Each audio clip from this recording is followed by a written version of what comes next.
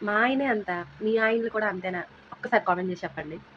ఏమైందంటే ఇతనికి అడిగాను, అంటే మా ఆయనకి అడిగాను, "ఇన్ని రోజులైంది చీర ఒకటి కొనిపెట్టు నువ్వు" అని అన్నా. ఫంక్షన్స్ ఉన్నాయి కదా! ఇంకా పెళ్ళిళ్ళ సీజన్ కదా! అయితే ఒక చీర కొనిపెట్టు అని. అతను ఏమన్నారంటే, నా బుర్ర పాడైపోయిందన్నమాట. నిజమే, కానీ నేనెందుకో తీసుకోలేకపోతున్నాను అతని మాటని. "పద నీ బీరువా ఓపెన్ చెయి. అందులో ఎన్ని చీరలున్నాయో చూడు. అవన్నీ నువ్వు కట్టిన తర్వాత నీకు కొత్త చీర కొనబెడతాను" అంటున్నారు. లేదు అంటే అవన్నీ తీసుకెళ్ళి ఎవరికైనా ఇచ్చేయి అంటున్నారు. ఏం చేయాలి? ఒక్క చీర కోసం అన్ని చీరలన్నీ ఎవరికో ఇచ్చేయాలంట. అందులో సగం చీరలను నేను ఇంకా కట్టలేదు కూడా.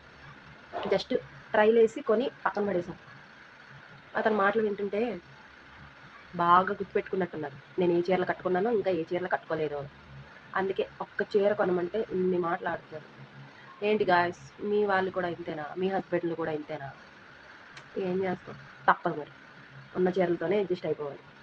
ఇంకా నా లుక్స్ని ఫుల్గా ఇగ్నోర్ చేశాను. ఫస్ట్ టైం ఛానల్ చూస్తున్నారు కదా, ఛానల్ సబ్స్క్రైబ్ చేసుకోండి. ఇంకా నేను వస్తానే ఉంటా.